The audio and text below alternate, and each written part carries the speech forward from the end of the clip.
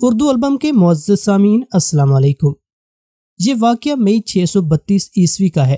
قیس بن حبیرہ اور دبر بن جانس جون 632 عیسوی کے دوسرے ہفتے میں یہ خوشخبری لے کر مدینہ پہنچ گئے کہ جھوٹا نبی اسود اپنے انجام کو پہنچ گیا ہے اور یمن پر اسلامی پرچم لہرا دیا گیا ہے، لیکن مدینہ سوگوار تھا۔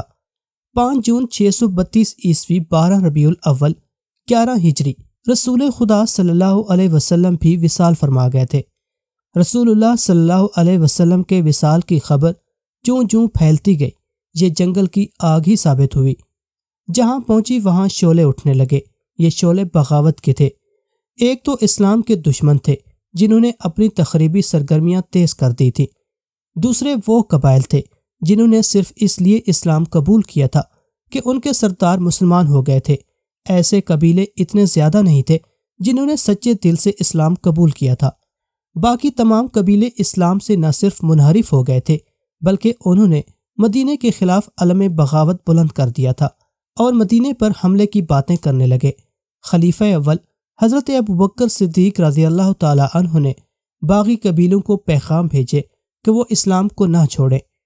قاصد جہاں بھی گئے وہاں سے انہیں جواب ملا کہ ہمارا قبول اسلام صرف ایک شخص رسول کریم صلی اللہ علیہ وسلم کے ساتھ ایک معاہدہ تھا، وہ شخص نہیں رہا تو معاہدہ بھی نہیں رہا۔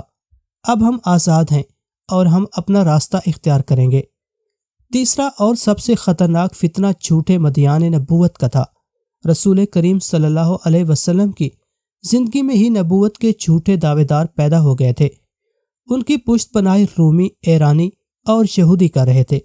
ان جھوٹے نبیوں میں ایک خوبی مشترک تھی، وہ شعبدے باز اور جادوگر تھے۔ شعبدے بازی اور جادوگری میں یہودی ماہر تھے۔ اسود انسی کا ذکر ہو چکا ہے، وہ ایک شعبدہ باز تھا۔ نبوت کے دوسرے 2 دعوے دار طلحہ اور مسلمہ تھے۔ مسلمہ خاص طور پر شعبدے بازی میں مہارت رکھتا تھا۔ ایسے شعبدے پہلے کوئی نہ دکھا سکا تھا۔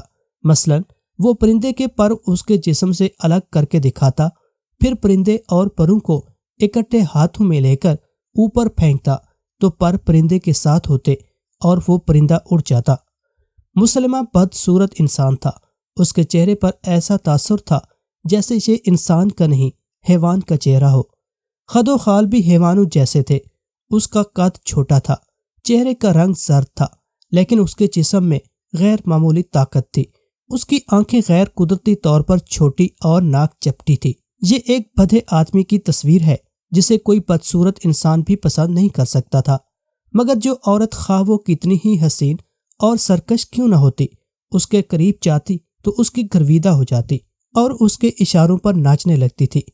مسلمہ نے رسول اللہ صلی اللہ علیہ وسلم کی زندگی میں ہی نبوت کا دعویٰ کیا تھا اور 2 قاصدوں کے ہاتھ ایک خط ان الفاظ میں لکھا تھا: مسلمہ رسول اللہ کی جانب سے، محمد رسول اللہ کے نام، آپ پر سلامتی ہو۔ بعدہ واضح ہو کہ میں رسالت میں آپ کا شریک بنایا گیا ہوں، لہٰذا نصف زمین میری ہے اور نصف قریش کی، مگر قریش انصاف نہیں کر رہے۔ رسول اکرم صلی اللہ علیہ وسلم نے خط پڑھا اور قاصدوں سے پوچھا کہ مسلمہ کے اس عجیب و غریب پیغام کے متعلق ان کی کیا رائے ہے۔ ہم وہی کہتے ہیں جو خط میں لکھا ہے۔ ایک قاصد نے جواب دیا: خدا کی قسم، رسول اللہ صلی اللہ علیہ وسلم نے فرمایا، اگر قاصدوں کے قتل کو میں روا سمجھتا تو تم دونوں کے سر تن سے جدا کر دیتا۔ آپ صلی اللہ علیہ وسلم نے مسلمہ کو اس خط کے جواب میں لکھوایا: بسم اللہ الرحمن الرحیم، محمد رسول اللہ صلی اللہ علیہ وسلم کی جانب سے، مسلمہ قذاب کے نام، زمین اللہ کی ہے، وہ اپنے متقی بندوں میں جسے چاہتا ہے اس کا وارث بنا دیتا ہے۔ اس کے بعد مسلمہ کو سب قذاب کہنے لگے اور اسلام کی تاریخ نے بھی اسے مسلمہ قذاب ہی کہا ہے۔ رسول خدا صلی اللہ علیہ وسلم ان دنوں بستر علالت پر تھے۔ آپ صلی اللہ علیہ وسلم نے ضروری سمجھا کہ جس شخص نے یہ جسارت کی ہے کہ رسول کریم صلی اللہ علیہ وسلم سے زمین کا مطالبہ کر دیا ہے، اس کی سرگرمیوں اور لوگوں پر اس کے اثرات کو فوراً ختم کیا جائے۔ آپ صلی اللہ علیہ وسلم کی نگاہ ایک شخص نہارن الرجال پر پڑی۔ اس شخص نے اسلام قبول کر کے دین کی تعلیم حاصل کی تھی، قرآن کی آیات پر اسے عبور حاصل تھا اور وہ عالم و فاضل کہلانے کے قابل تھا۔ رسول مقبول صلی اللہ علیہ وسلم نے اسے بلا کر ہدایات تھی کہ وہ یمامہ جائے۔ آپ صلی اللہ علیہ وسلم نے ارجال کو اچھی طرح سمجھایا کہ مسلمہ کے اثرات زائل کرنے ہیں تاکہ خون خرابے کے بغیر ہی یہ شخص گمنام اور اس کا دعویٰ بے اثر ہو جائے۔ رسول اللہ صلی اللہ علیہ وسلم کی حکم کی تعمیل میں ارجال روانہ ہو گیا۔ مسلمہ بن حبیب جو مسلمہ کذاب کے نام سے مشہور ہوا تھا، رات کو اپنے دربار میں بیٹھا تھا۔ شراب کا دور چل رہا تھا۔ دربار میں اس کے قبیلے کے سرکردہ افراد بیٹھے ہوئے تھے۔ وہ سب اسے اللہ کا رسول مانتے تھے۔ اس نے اپنے مذہب کو اسلام ہی کہا تھا، لیکن کچھ پابندیاں ہٹا دی تھیں۔ مثلا اس نے اپنی ایک آیت گھڑ کر اپنے پیروکاروں کو سنائی کہ اس پر وحی نازل ہوئی ہے کہ شراب حلال ہے۔ دیگر عیش و عشرت کو بھی اس نے حلال قرار دے دیا ہے۔ نہایت حسین اور جوان لڑکیاں اس کے دائیں بائیں بیٹھی تھیں اور دو اس کے پیچھے کھڑی تھی۔ مسلمہ کسی لڑکی کے بالوں میں ہاتھ پھیر کر اور کسی کے گالوں کو تھپک کر بات کرتا تھا۔ ایک آدمی دربار میں آیا، وہ بیٹھا نہیں کھڑا رہا۔ سب نے اس کی طرف دیکھا۔ مسلمہ نے جیسے اس کی طرف توجہ دینے کی ضرورت ہی نہ سمجھی ہو۔ اسے معلوم تھا کہ وہ کسی کے کہے بغیر بیٹھ جائے گا، مگر وہ کھڑا رہا۔ کیا تو ہم پر پہرا دینے آیا ہے؟ مسلمہ نے اسے کہا۔ یا تو اللہ کے رسول کے حکم کے بغیر بیٹھ جانا بد تہذیبی سمجھتا ہے؟ اللہ کے رسول، اس آدمی نے کہا، ایک خبر لایا ہوں۔ مدینے سے ایک آدمی آیا ہے، وہ بہت دنوں سے یہاں ہے، اور وہ ان لوگوں کو جنہوں نے کبھی اسلام قبول کیا تھا بتاتا پھر رہا ہے کہ سچا رسول محمد صلی اللہ علیہ وسلم ہے، اور باقی سب کذاب ہیں۔ میں نے خود اس کی باتیں سنی ہیں۔ اس کا نام نہارن ارجال ہے۔ نہارن ارجال۔ دربار میں بیٹھے ہوئے دو آدمی بیک وقت بولے۔ پھر ایک نے کہا، وہ مسلمانوں کے رسول صلی اللہ علیہ وسلم کا منظور نظر ہے، میں اسے جانتا ہوں، اس کے پاس علم ہے، ایسے شخص کو زندہ نہ چھوڑیں۔ دربار میں بیٹھے ہوئے ایک آدمی نے گرج کر کہا، اے خدا کے رسول۔ ایک اور آدمی نے اٹھ کر کہا، کیا تو مجھے اجازت نہیں دے گا کہ میں اس بدبخت کا سر کاٹ کر تیرے قدموں میں رکھ دوں؟ نہیں، مسلمہ کذاب نے کہا، اگر وہ عالم ہے اور اس نے محمد صلی اللہ علیہ وسلم کے قرآن کی تعلیم حاصل کی ہے تو میں اسے کہوں گا کہ میرے دربار میں آئے اور مجھے جھوٹا ثابت کرے۔ میں اسے قتل نہیں ہونے دوں گا۔ اسے کل رات میرے پاس لے آنا، اسے یقین دلانا کہ اسے قتل نہیں کیا جائے گا۔ ارجال کو مسلمہ کے ایک آدمی نے کہا کہ اسے اللہ کے رسول مسلمہ بن حبیب نے اپنے ہاں مدعو کیا ہے، کیا وہ میرے قتل کا انتظام یہی نہیں کر سکتا تھا؟ ارجال نے کہا، میں اسے اللہ کا رسول نہیں مانتا، مجھ پہ یہ لازم نہیں کہ میں اس کا حکم مانوں، وہ جہاں چاہے تمہیں قتل کرا سکتا ہے۔ مسلمہ کے ایلچی نے کہا، اس میں یہ طاقت بھی ہے کہ پھونک مار دے تو تیرا جسم مردہ ہو جائے گا، وہ تجھے زندہ دیکھنا اور رخصت کرنا چاہتا ہے۔ مسلمانوں نے ارجال سے کہا کہ وہ اس کذاب کے ہاں نہ جائے، یہ میری زندگی اور موت کا سوال نہیں۔ ارجال نے کہا، یہ صداقت اور کذاب کا سوال ہے، اگر ایک کذاب کو صدق سے بہرور کرنے میں میری جان چلی جاتی ہے تو یہ سودا مہنگا نہیں، میں آؤں گا۔ ارجال نے کہا، آج ہی رات آؤں گا۔ مسلمہ سے کہنا کہ اگر تو سچا نبی ہے تو اپنے وعدے سے پھر نہ جانا۔ ایلچی نے مسلمہ کذاب کو ارجال کا جواب بتایا۔ ارجال یمامہ کے قلعے میں رہتا تھا۔ مشہور مورخ طبری نے لکھا ہے کہ مسلمہ اپنے خاص مہمانوں کے لیے بڑا خوشنما خیمہ نصب کرایا کرتا تھا، جس کی ساخت مکان جیسی ہوتی تھی۔ یہ خیمہ اندر سے بڑے دل فریب طریقوں اور کپڑوں سے سجایا جاتا تھا۔ صحرا کی راتیں سرد ہوتی تھیں، اس لیے مسلمہ خیمہ میں بڑا خوبصورت آتش دان رکھوا دیا کرتا تھا۔ اس آتش دان میں وہ کوئی چیز یا ایسی جڑی بوٹی رکھ دیا کرتا تھا جس کی خوشبو عطر کی طرح کی ہوتی تھی، لیکن یہ خوشبو اس پر ایسا اثر کرتی تھی جیسے اس خیمے میں سونے والے کو ہپناٹائز کر لیا گیا ہو۔ مسلمہ کا شکار بے ہوش یا بے خبر نہیں ہوتا تھا، بلکہ وہ مسلمہ کے اشاروں پر ناچنے لگتا تھا۔ خود مسلمہ پر اس کا یہ اثر نہیں ہوتا تھا۔ مسلمہ قذاب کو جب یہ اطلاع ملی کہ ارجال آ رہا ہے تو اس نے اپنا مخصوص خیمہ نصب کرایا اور اس میں وہ تمام انتظامات کرا دیے جو وہ کرایا کرتا تھا۔ اس نے رات کے لیے آتش دان بھی رکھوا دیا۔ ارجال آیا تو مسلمہ نے باہر آ کر اس کا استقبال کیا۔ تم ایک رسول کے بھیجے ہوئے آدمی ہو، مسلمہ نے کہا۔ اور میں بھی رسول ہوں، اس لیے تمہارا احترام میرا فرض ہے۔ میں صرف اسے رسول مانتا ہوں جس نے مجھے یہاں بھیجا ہے۔ الرجال نے کہا، اور میں تمہیں یہ کہتے ہوئے نہیں ڈروں گا کہ تم کذاب ہو۔ مسلمہ مسکرایا اور الرجال کو خیمے میں لے گیا۔ تاریخ میں اس سوال کا جواب نہیں ملتا کہ خیمے میں مسلمہ اور الرجال کے درمیان کیا باتیں ہوئی، کیسی سودے بازی یا کیسا شعبدہ یا جادو تھا کہ اگلی صبح جب الرجال خیمے سے نکلا تو اس کے منہ سے پہلی بات یہ نکلی کہ اس میں کوئی شبہ نہیں کہ موسیٰ اللہ کا سچا رسول ہے اور اس پر وحی نازل ہوتی ہے۔ اس نے یہ بھی کہا، میں نے محمد صلی اللہ علیہ وسلم کو یہ بھی کہتے ہوئے سنا ہے کہ مسلمہ سچا نبی ہے۔ الرجال کی حیثیت صحابی کی سی تھی، اس لیے مسلمانوں نے اس پر اعتبار کیا۔ الرجال بنو حنیفہ سے تعلق رکھتا تھا۔ الرجال کا اعلان سن کر بنو حنیفہ کے لوگ چوک در چوک مسلمہ کو اللہ کا رسول مان کر اس کی بیعت کو آ گئے۔ مورخ لکھتے ہیں کہ مسلمہ نے یہ سوچ کر الرجال کو قتل نہیں کرایا تھا کہ وہ ایک عالم ہے اور صحابی کا درجہ رکھتا ہے، اگر اسے ہاتھ میں لے لیا جائے تو بیعت کرنے والوں کی تعداد میں اضافہ ہو جائے گا۔ چنانچہ اس شخص کو ہاتھ میں لینے کے لیے آتش دان کا اور اپنی زبان کا جادو چلایا اور الرجال کو اپنا دست راست بنا لیا۔ الرجال نے مسلمہ کی جھوٹی نبوت میں روح پھونک دی تھی۔ اکثر ماں باپ اپنے نوزائیدہ بچوں کو رسول کریم صلی اللہ علیہ وسلم کے پاس لاتے اور آپ صلی اللہ علیہ وسلم بچے کے سر پر ہاتھ پھیرا کرتے تھے۔ الرجال نے مسلمہ قذاب کو بھی مشورہ دیا کہ وہ بھی نوزائیدہ بچوں کے سروں پر ہاتھ پھیرا کرے۔ مسلمہ کو یہ بات اچھی لگی، اس نے کئی نوزائیدہ بچوں اور بچیوں کے سروں پر ہاتھ پھیرا۔ مورخوں نے لکھا ہے کہ یہ بچے جب سن بلوغت میں داخل ہوئے تو ان کے سروں کے بال اس طرح جھڑ گئے کہ کسی مرد یا عورت کے سر پر ایک بھی بال نہ رہا۔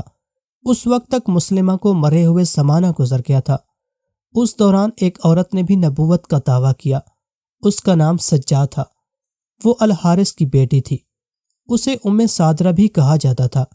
اس کی ماں عراق کے ایک قبیلے سے تھی اور باپ بنو یربوع سے تعلق رکھتا تھا۔ الحارث اپنے قبیلے کا سردار تھا۔ سجا بچپن سے خود سر اور آزاد خیال تھی۔ وہ چونکہ سرداروں کے خاندان میں جنی پلی تھی، اس لیے دوسروں پر حکم چلانا اس کی سرشت میں شامل تھا۔ وہ غیر معمولی طور پر ذہین اور عقل مند نکلی۔ ایک دو مورخوں نے لکھا ہے کہ یہ غیب دان بھی تھی اور وہ آنے والے وقت کو قبل از وقت جان لیتی تھی۔ اس کے متعلق اختلاف رائے بھی پایا جاتا ہے، لیکن یہ بات سب نے متفقہ طور پر کہی ہے کہ سجا قدرتی طور پر شاعرہ تھی، ہر بات منظوم کرتی تھی، اس کی زبان میں چاشنی تھی۔ اس کی ماں کا قبیلہ عیسائی تھا، اس لیے سجا نے بھی عیسائیت کو ہی پسند کیا۔ سجا کے کانوں میں یہ خبریں پڑیں کہ طلحہ اور مسلمہ نے بھی نبوت کا دعویٰ کیا ہے اور لوگ ان کی بیعت کر رہے ہیں، تو اس نے بھی نبوت کا دعویٰ کر دیا۔ وہ جوان ہو چکی تھی، خدا نے اسے دیگر اوصاف کے علاوہ حسن بھی دیا تھا۔ اس کے سراپا اور چہرے پر ایسا تاثر تھا کہ لوگ اس سے مسحور ہو کر اسے نبی مان لیتے تھے۔ بہت سے لوگ اس کی شاعری سے متاثر ہوئے۔ وہ صرف نبی بن کے کہیں بیٹھنا نہیں چاہتی تھی، اس نے اپنے پیروکاروں کی ایک فوج تیار کر لی اور بنو تمیم کے ہاں جا پہنچی۔ ان قبائل کے جو سردار تھے وہ رسول اکرم صلی اللہ علیہ وسلم کے مقرر کیے ہوئے تھے۔ یہ تھے زبرقان بن بدر، قیس بن عاصم، وقی بن مالک اور مالک بن نویرہ۔ سجا نے مالک بن نویرہ کو اپنے پاس بلایا اور اسے کہا کہ وہ مدینے کو تہہ کرنے آئی ہے اور بنی تمیم اس کا ساتھ دے۔ مالک بن نویرہ نے اسے بتایا کہ کئی قبیلے اسے پسند نہیں کرتے، پہلے انہیں زیر کرنا ضروری ہے۔ سجا زیر کرنے کا مطلب کچھ اور سمجھتی تھی۔ اس کے پاس اچھا خاصا لشکر تھا۔ مالک نے اس میں اپنی فوج شامل کر دی اور قبیلوں کی بستیوں پر حملہ آور ہوئے۔ قبیلے ان کے آگے ہتھیار ڈالتے چلے گئے، لیکن سجا نے انہیں یہ کہنے کی بجائے کہ اسے نبی مانے، ان کے گھر لوٹ لیے اور ان کے مویشی چھین لیے۔ اس مال غنیمت سے اس کا لشکر بہت خوش ہوا۔ اس کی لوٹ مار کی شہرت دور دور تک پھیل گئی۔ سجا ایک مقام نباج پہنچی اور اس علاقے کی بستیوں میں لوٹ مار شروع کر دی، لیکن یہ قبیلے متحد ہو گئے اور سجا کو شکست ہوئی۔ وہ ایک اور حملہ کرنا چاہتی تھی، لیکن اسے ایک مجبوری کا سامنا تھا۔ اس کے لشکر کے کئی سرداروں کو نباج کے قبیلوں نے پکڑ کر قید میں ڈال دیا تھا۔ سجا نے اپنا ایلچی ان قیدیوں کی رہائی کے لیے بھیجا۔ پہلے اس علاقے سے کوچ کرو۔ قبیلوں کے سرداروں نے ایلچی سے کہا، تمہیں تمہارے قیدی مل جائیں گے۔ سجا نے یہ شرط قبول کر لی اور اپنے سرداروں کو آزاد کرا کے اس علاقے سے نکل گئی۔ اس کے سرداروں نے اس سے پوچھا کہ اب کدھر کا ارادہ ہے؟ یمامہ۔ سجا نے کہا، وہاں مسلمہ بن حبیب کوئی شخص ہے جس نے نبوت کا دعویٰ کر رکھا ہے، اسے تلوار کی نوک پر رکھنا ضروری ہے، لیکن یمامہ کے لوگ جنگ و جدل میں بہت سخت ہیں۔ ایک سردار نے اسے کہا، اور مسلمہ بڑا طاقتور ہے۔ سجا نے کچھ اشعار پڑھے جن میں اس نے اپنے لشکر سے کہا تھا کہ ہماری منزل یمامہ ہے۔ مسلمہ قذاب نے اپنے جاسوسوں کو دور دور تک پھیلایا ہوا تھا۔ اسے یہ اطلاع دی گئی کہ ایک لشکر یمامہ کی طرف بڑھا آ رہا ہے۔ مسلمہ نے یہ معلوم کرا لیا کہ یہ سجا کا لشکر ہے۔ اس نے الرجال کو بلایا، کیا تم نے سنا ہے کہ سجا کا لشکر آ رہا ہے الرجال؟ لیکن میں ان سے لڑنا نہیں چاہتا۔ تم جانتے ہو کہ اس علاقے میں مسلمانوں کی فوج موجود ہے جس کا سالار اکرمہ ہے۔ کیا ہمارے لیے یہ بہتر نہیں ہوگا کہ سجا اور اکرمہ کی لڑائی ہو جائے، اور جب دونوں لشکر آپس میں الجھے ہوئے ہوں اس وقت ہم اس پر حملہ کر دیں؟ اگر ان کی ٹکر نہ ہوئی تو تم کیا کرو گے؟ الرجال نے کہا، پھر میں سجا کے ساتھ دوستی کا معاہدہ کروں گا۔ مسلمہ نے کہا، صورت وہی پیدا ہو گئی۔ سجا اور اکرمہ کی فوجیں ایک دوسرے سے بے خبر رہیں اور سجا یمامہ کے بالکل قریب آ گئی۔ مسلمہ نے اپنا ایک ایلچی سجا کے پاس اس پیغام کے ساتھ بھیجا کہ سجا اس سے ملنے اس کے پاس آئے تاکہ دوستی کا معاہدہ کیا جا سکے۔ سجا نے جواب بھیجا کہ وہ آ رہی ہے، لیکن مسلمہ کو قبل از وقت اطلاع مل گئی کہ سجا اپنے لشکر کو ساتھ لا رہی ہے۔ اس نے سجا کو پیغام بھیجا کہ لشکر کو ساتھ لانے سے میں یہ سمجھوں گا کہ تم دوستی کی نیت سے نہیں آ رہی۔ زیادہ سے زیادہ یہ کر سکتی ہو کہ اپنے چند ایک محافظوں کو ساتھ لے آؤ۔ یا رسول، مسلمہ کے ایک درباری نے اسے کہا، سنا ہے کہ سجا کا لشکر اتنا بڑا ہے کہ یمامہ کی وہ اینٹ سے اینٹ بجا دے گا، اور یہ بھی سنا ہے، ایک اور نے کہا، وہ قتل و غارت کر کے اور لوٹ مار کر کے آگے چلی جاتی ہے، اس سے وہی محفوظ رہتا ہے جو اس کی نبوت کو تسلیم کر لیتا ہے۔ کیا تم مجھے ڈرا رہے ہو؟ مسلمہ نے پوچھا، کیا تم یہ مشورہ دینا چاہتے ہو کہ میں اپنی نبوت سے دستبردار ہو کر اس کی نبوت کو تسلیم کر لوں؟ نہیں اللہ کے رسول، اسے جواب ملا، ہمارا مطلب احتیاط سے ہے، وہ کوئی اپنا ہاتھ نہ دکھا جائے۔ مسلمہ نے کہکا لگایا اور کہا، تم شاید میری صورت دیکھ کر مشورے دے رہے ہو۔ کیا تم مجھے کوئی ایسی عورت دکھا سکتے ہو جو میرے پاس آئی ہو اور میری گرویدہ نہ ہو گئی ہو؟ سجا کو آنے دو، وہ آئے گی جائے گی نہیں، اور وہ زندہ بھی رہے گی۔ وہ آ گئی اور وہ لشکر کے بغیر آئی۔ یمامہ کے لوگوں نے اسے دیکھا اور آوازیں سنائی دیں۔ اتنی خوبصورت اور طرحدار عورت پہلے کبھی نہیں دیکھی تھی۔ اگر نبوت حسن پر ملتی ہے تو اس عورت کو نبوت مل سکتی ہے۔ اس کے ساتھ 40 محافظ تھے جو اعلیٰ نسل کے گھوڑوں پر سوار تھے۔ ایک سے ایک خوبصورت جوان تھا، کمر سے تلواریں لٹک رہی تھیں اور ان کے ہاتھوں میں برچھیاں تھیں۔ سجا جب قلعے کے دروازے پر پہنچی تو دروازہ بند تھا۔ اسے دیکھ کر بھی کسی نے دروازہ نہ کھولا۔ کیا ایسا آدمی خدا کا رسول ہو سکتا ہے جو مہمان کو بلا کر دروازہ بند رکھتا ہے؟ سجا نے بلند آواز سے کہا، کیا وہ نہیں جانتا کہ وہ اس عورت کی توہین کر رہا ہے جسے خدا نے نبوت عطا کی ہے؟ معزز مہمان، قلعے کے اوپر سے آواز آئی، تم پر سلامتی ہو، ہمارے رسول نے کہا ہے کہ محافظ باہر رہیں اور مہمان اندر آ جائے، دروازہ کھول دو۔ سجا نے دلیری سے کہا اور اپنے محافظوں سے کہا، تم سب قلعے سے دور چلے جاؤ، لیکن ہم ایک اجنبی پر کیسے اعتبار کر سکتے ہیں؟ محافظ دستے کے سردار نے کہا، اگر سورج غروب ہونے تک میں واپس نہ آئی تو اس قلعے کو ملبے کا ڈھیر بنا دینا۔ سجا نے کہا، اور اس شہر کے ایک بچے کو بھی زندہ نہ چھوڑنا۔ میری لاش کو مسلمہ اور اس کے خاندان کے خون سے نہلا کے یہیں دفن کر دینا، لیکن مجھے یقین ہے کہ میں قلعے سے کچھ لے کر نکلوں گی۔ محافظ چلے گئے اور دروازہ کھل گیا، مگر اس کے استقبال کے لیے مسلمہ موجود نہیں تھا۔ اس کے حکم پر دروازے پر کھڑے 2 گھوڑ سوار اسے قلعے کے صحن میں لے گئے، جہاں ایک چوکور خیمہ نصب تھا۔ اس کے ارد گرد درخت اور پودے تھے اور نیچے گھاس تھی۔ سجا کو خیمے میں داخل کر دیا گیا۔ اندر کی سجاوٹ نے اسے مسحور کر دیا، مگر مسلمہ وہاں نہیں تھا۔ وہ بیٹھ گئی۔ تھوڑی دیر بعد مسلمہ خیمہ میں داخل ہوا۔ شجاع نے اسے دیکھا تو اس کے ہونٹوں پر مسکراہٹ آ گئی۔ اس مسکراہٹ میں تمسخر تھا۔ شجاع نے اتنا بدصورت آدمی کبھی نہیں دیکھا تھا۔ اتنے چھوٹے قد کا آدمی شاذ و نادر ہی کبھی نظر آتا تھا۔ کیا تم نے نبوت کا دعویٰ کیا ہے؟ شجاع نے اسے طنزیہ لہجے میں پوچھا۔ دعویٰ کرنا کچھ اور بات ہے۔ مسلمہ نے شجاع کی آنکھوں میں آنکھیں ڈال کر کہا، یہ سچ ہے کہ میں خدا کا بھیجا ہوا رسول ہوں۔ میں محمد صلی اللہ علیہ وسلم کو رسول نہیں مانتا، لیکن اس نے اپنی رسالت منوا لی ہے۔ لوگ اس لیے مان گئے کہ قبیلہ قریش کی تعداد اور طاقت زیادہ ہے۔ انہوں نے اب دوسروں کے علاقوں پر قبضہ کرنا شروع کر دیا ہے۔ طبری نے چند ایک حوالوں سے لکھا ہے کہ مسلمہ نے شجاع کی آنکھوں میں آنکھیں ڈال دیں۔ اس کے ہونٹوں پر دل فریب مسکراہٹ تھی۔ بہت عرصہ بعد شجاع نے کسی موقع پر کہا تھا کہ اس نے اتنی چھوٹی چھوٹی آنکھیں میری آنکھوں میں ڈالیں تو مجھے ایسا محسوس ہوا کہ جیسے ٹھگنا سا یہ بدصورت آدمی پر اسرار سا ایک اثر بن کر آنکھوں کے راستے میرے وجود میں اتر رہا ہے۔ مجھے اطمینان سا ہونے لگا کہ یہ شخص مجھے قتل نہیں کرے گا۔ کچھ اور وقت گزرا تو اس احساس نے جیسے مجھے بے بس کر دیا کہ میں اس کے وجود میں سما جاؤں اور میرا وجود ختم ہو جائے۔ اگر تم نبی ہو تو کوئی الہامی بات کرو، شجاع نے کہا۔ تم نے کبھی سوچا ہے کہ تم کس طرح پیدا ہوئی تھی؟ مسلمہ نے ایسے انداز سے کہا جیسے شعر پڑھ رہا ہو۔ تم نے شاید یہ بھی نہیں سوچا کہ جس طرح تم پیدا ہوئی تھی اس طرح تم بھی انسانوں کو پیدا کرو گی، مگر تنہا نہیں۔ مجھے خدا نے بتایا ہے۔